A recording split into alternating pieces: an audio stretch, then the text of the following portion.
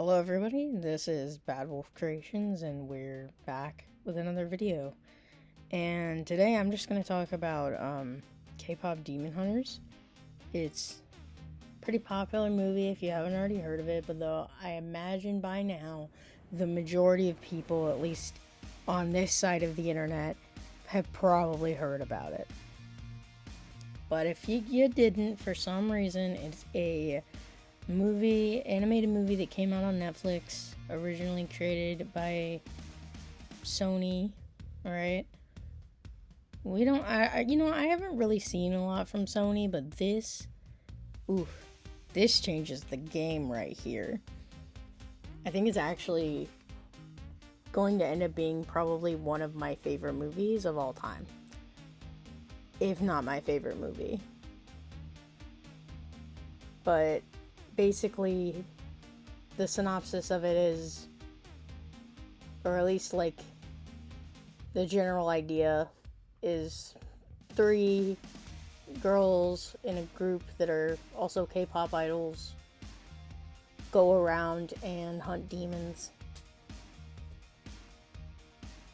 And then, plot twist, one of them is half demon. And it turns into a whole thing later. That's my poor job of explaining it, but you know what? It doesn't matter.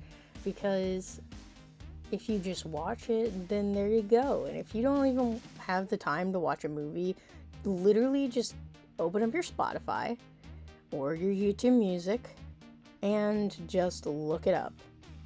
Okay? You've got crazy hits up for their music. It is absolutely insane. EJ did fantastic with these tracks. Like, I mean, if you've been living under a rock, then maybe you wouldn't know how Golden's hit double platinum, and a bunch of the tracks are in like the Billboard like top 200 or something. Like, basically the top 1. Alright, it was almost going to be Song of the Summer, but got beat out by One Thing. I believe it's in the running for Animated Movie of the Year if it hasn't already won that title. And I think it has in New York, but I don't know if it won overall. But, like, either way, the music is incredibly good. And combined with the animation, I don't know who was working on the animation team, but bravo, good job. Like, truly, the style that they went for and the fact that they used 2 different timings for the demons versus the hunters and the like other people in the world, I think that was like a genius idea that I would never have like thought about otherwise. Like, I think that's just really cool. Sorry, I know I'm just yapping about how I think it's cool or whatever, but I do. So, now for those of you that have, as we know, Kpop Demon Hunters has been talking with Netflix or whatever, and they're gonna get 2 sequels. Okay? So, it's theory time for you crazy people. Alright? I'm one of the crazy people. I will join you on this ride. Because I think I know what the main themes of the second movie are going to be. Now, they could take the series in 2 different directions, at least, from how I'm looking at it, right? You could take it, well, maybe 3 different directions. You could take it and do a prequel, and then do a sequel. You could take it and do one where the primary focus is each of the girls, Rumi being this first one, and then moving on to Zoe or Mira.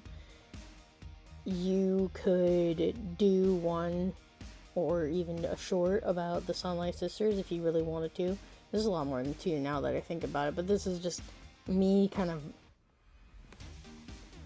vomiting what things they could do, and then telling you what I think they're gonna do. Okay? based off of like what I've seen that isn't leaks, because I'm not gonna look at leaks, guys. I'm sorry. If you're into that kind of thing where you see what happens before it happens, where's your whimsy? Where's your like basic human decency and respect for what you're watching? Like, wait for it to come out like everybody else. Be chill, okay? But there was a picture that they showed of all three of the girls, kind of like in a vacation-y vibe, and I'm not sure if that's gonna be any sort of an idea, but if it is, possibly, I think that the next movie is going to primarily focus on Zoe. I think it's going to focus mostly on family dynamics, and that we're probably going to learn maybe a little more about Celine. Maybe. I think they might save that for the last one, though. But, you know, it could be that they put it in the second one to keep more emotionally chargedness into it. I don't think we're gonna see Baby or, like, Mystery. I don't think any of the Sadra boys are gonna come back just yet. They might, but I kind of hope that they expand things. Some people have theorized that there is going to be a fourth member, which could totally be possible, but I'm not leaning towards that direction, because I just haven't really seen that much evidence towards it. Like, some people are like, oh, well, if you look at their logo, you can see, like, there's, like, 4 different sections of it. Well, I'm pretty sure that's just meant to be those 3 and the fans. Like, there's a couple different things that you could do to pull up if it was, but I haven't seen enough evidence yet for me to believe that that's going to be the case. But again, I think it's going to focus on family. I think we're going to have a trip to America. Okay? I think we're going to have possibly other genres or of music, or, you know, other things going on there, because I just think that's where they're going to go. I don't know if there's going to be, like, another competition like there was in this first one, which could be interesting. If they're going to have another girl, they're probably going to have another competition like that. If they're not, then they're going to focus on actually giving them a break. And this being sort of a break, but things go horribly wrong. But considering that this is, like, heavily music-based, I'm gonna say that it's either gonna be really emotionally charged during this whole portion, and like really dramatic about all that stuff, or there's probably more likely gonna be a show. Either way, I do think they're gonna go to America, and I think we're probably going to meet the other half of, like, Zoe's family. Like, I think maybe Zoe has to go over there, and they're like, okay, well, we'll just go with you, because, you know, it's our break, and we should still stay together, because we're, like, best friends. You know, besties. Air quotes. Anyways. I don't think that's actually gonna happen, though, guys. As much as I want Polytrix to be a thing, I really don't think it's gonna actually happen. It would be cool if it did, but I don't think it's going to. And if they do take this direction and they do focus on Zoe, I think we're definitely going to get, like, bits of Mira's family as well, or mentions of it, because I don't think we're ever going to actually, like, interact with her family or see her family. I think we'll get information on it, but I don't think we'll interact with them as much as we could potentially with Zoe's or even Rumi's dad. You know, I feel like that's still a possibility. But and also at the end of the movie, guys, I don't know what you all were thinking, but I'm pretty sure that the honeymoon is not sealed. So we are going to get fights with demons, even while they're on vacation. Someone's going to gripe about that. I should make a bingo card. You know, I think I may make a bingo card. I have plenty of time, since it's not going to come out till, like, forever from now, guys. So make your bingo cards now, you know? So, yeah. But anyways, if they go in that direction, I think that the next one could focus on Mira, or we could get a lot of hints of Mira in the second one, and then the third one could possibly either be like maybe a prequel. I honestly would like to see how their group forged together, to have as much synergy as it did, because I feel like they wouldn't have had that off the bat. I feel like Mira would have been a lot more abrasive. Like Zoe might have actually been too much for that, or just really anxious about the whole thing. She might have been kind of reserved, actually, now that I think about it. But she didn't think her ideas were like super good or anything. Yeah, sure, Celine would have picked her out, and I imagine there's some kind of like tryouts or something for it. I want to know how Celine came up with the other two girls and found them, because, well, we obviously know why she has Rumi. We do not know how she met the other two. So I would love some more context to that. I would love to know how they kind of found their space in the group. So I'm really hoping that the third movie is a prequel. If they don't do like a movie focusing on like each of the girls, then I hope that the third movie is a prequel. Or if they do that, then I hope that we have a fourth movie. Okay?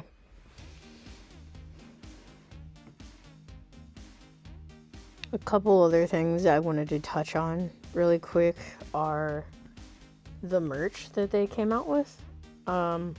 I really like most of the merch line. I don't really have any complaints, other than I still wish that the ramen cups were like, instead of them being like drinkware, I wish they were actually like legitimate ramen cups. I feel like that would have been a better use of resources, but I guess I understand if you can't make one that looks like that. Because trust me, I've tried to look to see if I could even do it myself, and I couldn't really find much, but they have more resources than I do, and so, you know, I just kind of wish Netflix had, I don't know, done something with that. But that's neither here nor there. Really, a couple other things is the record and the photo cards. That was genius. I have it. I love it. I hope that we get a Blu-ray sometime soon, because I would like to have a physical copy. But since it's sold to Netflix, I'm not so sure we're going to get an actual physical copy for a while, but we will see on that. And then, yeah, overall, I feel like they have a pretty good, like, merch drop. Though the dolls I heard that they were coming out with are a ridiculous price. For all three of them, it's like a couple $100 is what they're saying. So, not super looking forward to that. Kind of hoping that maybe we get something a little less expensive. That's all I really have for the merch slide. Now, here's another thing that I really want to get to, is while I love Idre, Audrina, Rayami, while I love them, okay, I feel like the voice actors are not getting enough credit. Like, they're the singers, of course, but I feel like the voice actors are not getting enough for how much they've really contributed to the characters, because without the moments outside of the music, we wouldn't have a movie. You know, we would just have the music, the tracks.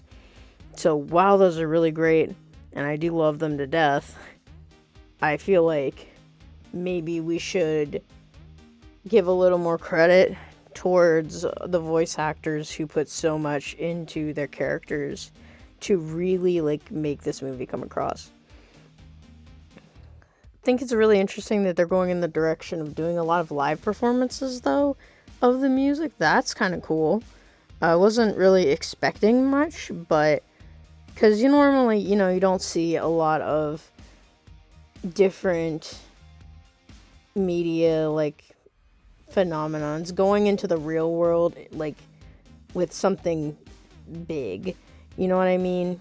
Like, the sing-alongs, that's something I can kind of expect, but, like, something as big as, like, actual performances and references to the movie done by the real-life actors is something you don't really see a lot of, and I think that if we did more of that with our media, then I think we'd have more fun living our lives, you know?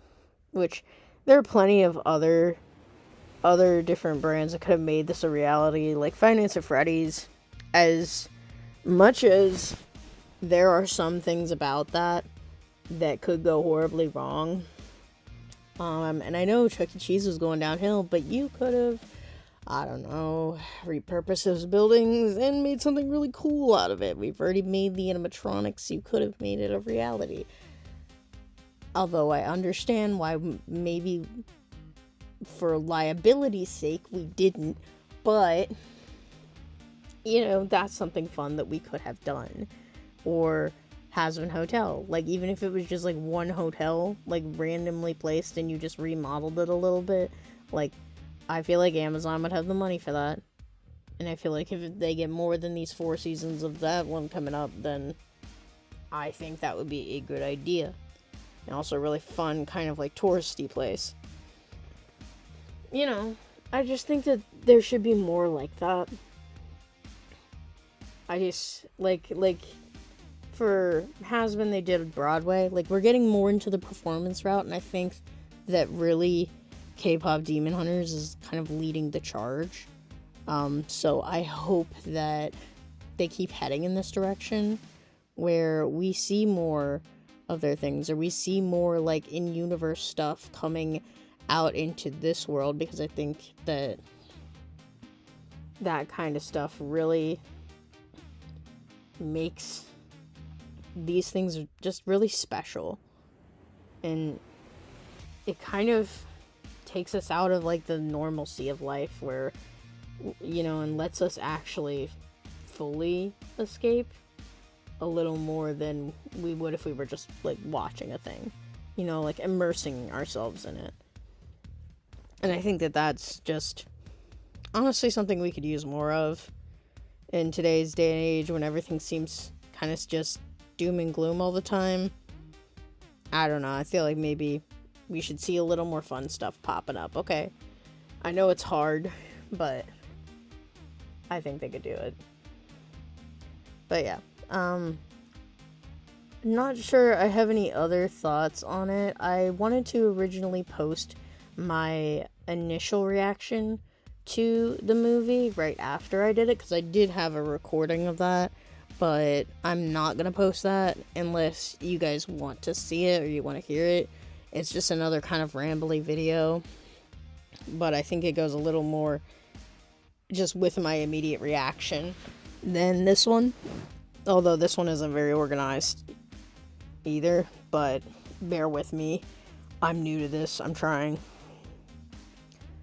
And I don't know what I'm putting on screen. It'll probably be me drawing one or a couple of, because there's in-universe Huntrix posters that I kind of did my own style version of that I was working on, and I have those in posters and I have those in prints. I'm gonna post them up on my Etsy soon, so bear with me on the timing. I'm working on it. I think I have Rumi's print up at the time of me making this video, not at the time of me posting. I'm not sure when this is going out.